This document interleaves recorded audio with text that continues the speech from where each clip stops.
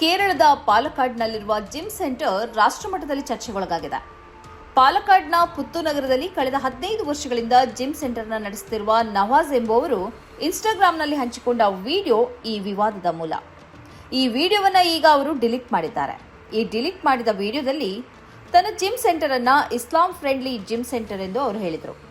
ಮುಖ್ಯವಾಗಿ ಈ ಜಿಮ್ ಸೆಂಟರ್ನಲ್ಲಿ ಲೌಡ್ ಮ್ಯೂಸಿಕ್ ಮತ್ತು ಹಾಡುಗಳು ಇರೋದಿಲ್ಲ.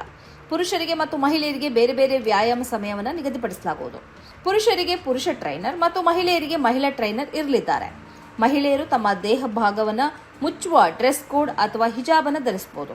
ಪ್ರಾರ್ಥನೆಗೆ ಅವಕಾಶ ಇದೆ. ಶಾಂತ ವಾತಾವರಣ ಇರಲಿದೆ ಅಂತ ಇನ್ಸ್ಟಾಗ್ರಾಂನಲ್ಲಿ ನವಾಜ್ ಹಂಚಿಕೊಂಡ ಪ್ರಮೋಷನಲ್ ವಿಡಿಯೋದಲ್ಲಿ ಹೇಳಲಾಗಿತ್ತು. ಇದು ಸೋಷಿಯಲ್ ಮೀಡಿಯಾದಲ್ಲಿ ಪರ ವಿರುದ್ಧ ಚರ್ಚೆಗೆ ಕಾರಣವಾಗಿ ಆ ಬಳಿಕ ರಾಷ್ಟ್ರಮಟ್ಟದ ಟಿವಿ ಚಾನೆಲ್ಗಳ ಚರ್ಚೆಗೂ ಕಾರಣವಾಯಿತು. ಇದರ ವಿರುದ್ಧ ಬಿಜೆಪಿ ಮತ್ತು ಸಂಘ ಪರಿವಾರ ತೀವ್ರ ಆಕ್ಷೇಪ ವ್ಯಕ್ತಪಡಿಸಿತು. ಕೇರಳದಲ್ಲಿ ಶರಿಯಾ ಹೇರುವ ಪ್ರಯತ್ನ ಎಂದು ಹೇಳಿತು.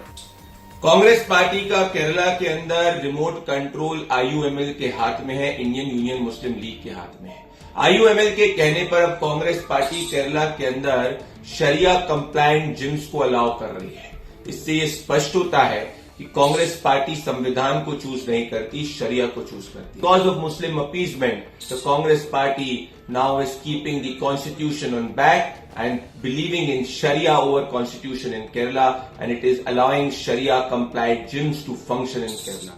ಕಾಂಗ್ರೆಸ್ ಸರ್ಕಾರ ಕೇರಳದಲ್ಲಿ ಶರಿಯಾ ನಿಯಮವನ್ನು ಜಾರಿಗೆ ತರಲು ಪ್ರಯತ್ನಿಸುತ್ತಿದೆ ಅಂತ ಆರೋಪಿಸಿತು. ಧರ್ಮದ ಆಧಾರದಲ್ಲಿ ಸಮಾಜವನ್ನು ವಿಭಜಿಸುವ ಪ್ರಯತ್ನ ಎಂಬ ಆಕ್ಷೇಪ ವ್ಯಕ್ತವಾಯಿತು. ಹೆಣ್ಣು ಮತ್ತು ಗಂಡಿಗೆ ಪ್ರತ್ಯೇಕ ಟ್ರೈನರ್, ಸಮಯ ನಿಗದಿ, ಹಿಜಾಬ್ಗೆ ಅವಕಾಶ ಇತ್ಯಾದಿಗಳನ್ನು ಪ್ರಶ್ನಿಸಲಾಯಿತು. A gym in Keralam's Palakkad district has become the center of a huge debate after it rebranded itself as an Islam-friendly fitness center. The facility is located in Puthunagaram.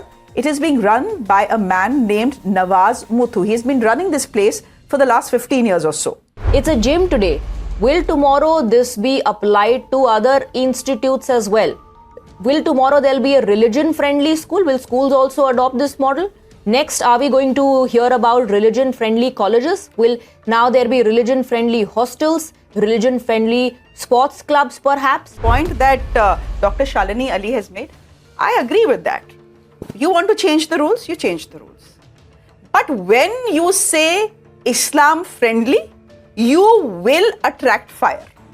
Even I didn't know this. Since you mentioned Saudi Arabia twice, I quickly did a Google check. And what Google tells me is that men and women are typically not allowed to work out together under the same roof in public in Saudi Arabia. But I'll let Professor Atikur Rahman... There is a correction there. There is a correction. Prince Salman, see, that is a deeply rooted religious place. We must understand. From there, he's making efforts to change the course. That is, if you see, just put Google and ask what is the Prince Salman's initiatives to bring bring women at par with men, you will get the answer. So Kerala has ignited a national debate that goes far beyond fitness. Marketed as an quote Islam-friendly unquote workout space, the facility promises separate trainers for men and women, segregated workout zones for Muslims, modest dress codes, and restrictions on music, all justified as accommodation for religious sensitivities, in specific Islamic sensitivities. It's an Islam-friendly gym. ಇದೇ ವೇಳೆ ಈ ಜಿಮ್ನ ಪರವಾಗಿ ವಾದಗಳು ವ್ಯಕ್ತವಾದವು. ಈ ದೇಶದಲ್ಲಿ ಹೇಗೆ vegetarian restaurant ಮತ್ತು non veg ರೆಸ್ಟೋರೆಂಟ್ಗಳಿವೆಯೋ ಹಾಗೆ ಇದನ್ನು ಪರಿಗಣಿಸಬಹುದು ಎಂದು ಸೋಷಿಯಲ್ ಮೀಡಿಯಾದಲ್ಲಿ ವಾದಗಳು ಕೇಳಿಬಂದವು. ಈ ದೇಶದಲ್ಲಿ ಜೈನ್ ಹೋಟೆಲ್ಗಳಿವೆ, ನಿರ್ದಿಷ್ಟ ಶಾಲೆಗಳಲ್ಲಿ ಸೂರ್ಯ ನಮಸ್ಕಾರ ಕಡ್ಡಾಯವಿದೆ, ವೈಷ್ಣವಿ ಭೋಜನಾಲಯಗಳು ಈ ದೇಶದಲ್ಲಿದೆ.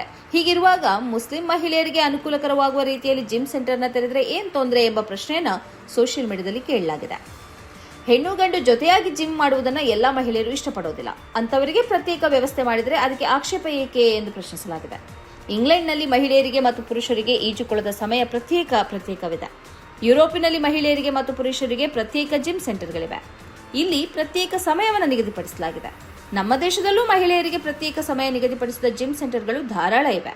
ಹೀಗಿರುವಾಗ ಮುಸ್ಲಿಂ ಮಹಿಳೆಯರಿಗೆ ಅನುಕೂಲಕರವಾಗುವ ರೀತಿಯಲ್ಲಿ ಜಿಮ್ ಸೆಂಟರ್ನ ತೆರೆದರೆ ಅದಕ್ಕೆ ಆಕ್ಷೇಪ ಏಕೆ? ಯಾರನ್ನ ಬಲವಂತವಾಗಿ ಈ ಸೆಂಟರ್ಗೆ ಕರೆಯುತ್ತಾರಾ? ಇಷ್ಟವಿದ್ದವರು ಹೋಗ್ತಾರೆ. ಇದಕ್ಕೆ ವಿರೋಧ ಯಾಕೆ? ಇದು ಇಸ್ಲಾಮಿ ಫೋಬಿಯಾದ ಲಕ್ಷಣ ಎಂದು ಸೋಷಿಯಲ್ ಮೀಡಿಯಾದಲ್ಲಿ ಅನೇಕರು ಅಭಿಪ್ರಾಯ ವ್ಯಕ್ತಪಡಿಸಿದ್ದಾರೆ. ഫ്രണ്ട്ലി ആയിട്ടുള്ള ജിം എന്ന് പറഞ്ഞാല് സ്ത്രീകളും പുരുഷന്മാരും ഒരുമിച്ച് വർക്ക് ചെയ്യുന്ന സാഹചര്യം ഉണ്ടാവില്ല. സ്ത്രീകൾക്ക് സെപ്പറേറ്റ് ടൈം ആയിരിക്കും, സ്ത്രീകൾക്ക് സെപ്പറേറ്റ് ലേഡീസ് ട്രെയിനർ ആയിരിക്കും, ഓക്കെ ജെന്റ്സിന് സെപ്പറേറ്റ് ടൈം. പിന്നെ മ്യൂസിക് ഉണ്ടാവില്ല, ഓപ്പൺ ആയിട്ടുള്ള മ്യൂസിക് ഉണ്ടാവില്ല. അപ്പൊ കുറെ പേര് ചോദിക്കുന്നത് അപ്പം ഇത് മുസ്ലിങ്ങളുടെ ജിമ്മാണ്, മുസ്ലിങ്ങൾക്ക് മാത്രമുള്ള ജിമ്മാണ് എന്നൊക്കെ പറയും. കുത്തിരിപ്പ് ഉണ്ടാക്കാൻ വേണ്ടി കുറെ ആൾക്കാർ കമന്റ് ബോക്സിൽ പലതും പറയുന്നുണ്ടായിരുന്നു. സംഭവം മുസ്ലിങ്ങൾക്ക് മാത്രമുള്ള ജിമ്മായിട്ടൊന്നും ഞാൻ എവിടെയും പറഞ്ഞിട്ടില്ല. ಇದೀಗ ಈ ಜಿಮ್ ಸೆಂಟರ್ ಮಾಲೀಕರು ಸ್ಪಷ್ಟೀಕರಣ ನೀಡಿದ್ದು, ಇಸ್ಲಾಂ ಫ್ರೆಂಡ್ಲಿ ಎಂಬುದು ಕಾರ್ಯಾಚರಣೆಯ ಶೈಲಿಯನ್ನು ಮಾತ್ರ ಸೂಚಿಸುತ್ತದೆ. ಇದು ಧಾರ್ಮಿಕ ವಿಭಜನೆ ಅಲ್ಲ ಎಂದು ಹೇಳಿದ್ದಾರೆ. ಜಿಮ್ ಎಲ್ಲಾ ಧರ್ಮದವರಿಗೂ ತೆರೆದಿದೆ ಎಂದು ಹೇಳಿದ್ದಾರೆ. ಸಾಮಾನ್ಯ ಜಿಮ್ಗಳಲ್ಲಿ ಇರುವ ಲೌಡ್ ಸ್ಪೀಕರ್ಗೆ ಮುಸ್ಲಿಂ ಸಮುದಾಯದ ಮಹಿಳೆಯರ ಆಕ್ಷೇಪ ಇದೆ. ಪುರುಷರೊಂದಿಗೆ ಜಿಮ್ ಮಾಡುವುದಕ್ಕೆ ಮುಸ್ಲಿಂ ಮಹಿಳೆಯರು ಹಿಂಜರಿಯುತ್ತಾರೆ. ಅವರನ್ನು ಜಿಮ್ ಸೆಂಟರ್ಗೆ ಸೆಳೆಯುವುದಕ್ಕಾಗಿ ನಾವು ಪ್ರಯತ್ನ ಪಟ್ಟಿದ್ದೇವೆ ಹೊರತು ಇದರಲ್ಲಿ ಹಿಂದೂ ಮುಸ್ಲಿಂ ವಿಭಜನೆ ಇಲ್ಲ ಎಂದು ಹೇಳಿದ್ದಾರೆ. ಈ ಕಾರ್ಯಕ್ರಮದ ಪ್ರಾಯೋಜಕರು Gadiyar group of companies, specialized in piling and shoring, engineering consultancy, firefighting, steel structures, real estate. Office, SIT Tower, Silicon Oasis, Dubai, UAE. ಸ್ನೇಹಿತರೆ, ನಿಮ್ಮ ಅದ್ಭುತ ಬೆಂಬಲದಿಂದ ಸನ್ಮಾರ್ಗ ನ್ಯೂಸ್ ಚಾನೆಲ್ ಈಗ 2 ಲಕ್ಷ ಸಬ್ಸ್ಕ್ರೈಬರ್ಗಳನ್ನು ದಾಟಿದೆ. ಇದು ನಮ್ಮ ಯಶಸ್ಸಲ್ಲ, ಇದು ನಿಮ್ಮ ಯಶಸ್ಸು. ನಮ್ಮ ಮುಂದಿನ ಗುರಿ 4 ಲಕ್ಷ. ಇದು ಕಷ್ಟವಲ್ಲ. ನೀವು ಮಾಡಬೇಕಾದದ್ದು ಸಿಂಪಲ್. ನೀವು ಸನ್ಮಾರ್ಗ ನ್ಯೂಸ್ ಚಾನೆಲ್ ವಿಡಿಯೋವನ್ನ ನಿಮ್ಮ ಸ್ನೇಹಿತರಿಗೆ, ಕುಟುಂಬದವರೊಂದಿಗೆ ಹಂಚಿಕೊಳ್ಳಿ ಮತ್ತು ಅವರಲ್ಲೂ ಸಬ್ಸ್ಕ್ರೈಬ್ ಮಾಡಲು ಹೇಳಿ. ನೀವು ಶಕ್ತಿಯನ್ನು ಕೊಡಿ, ನಾವು ನಿಖರ ಸುದ್ದಿ ಕೊಡ್ತೇವೆ. ಧನ್ಯವಾದಗಳು.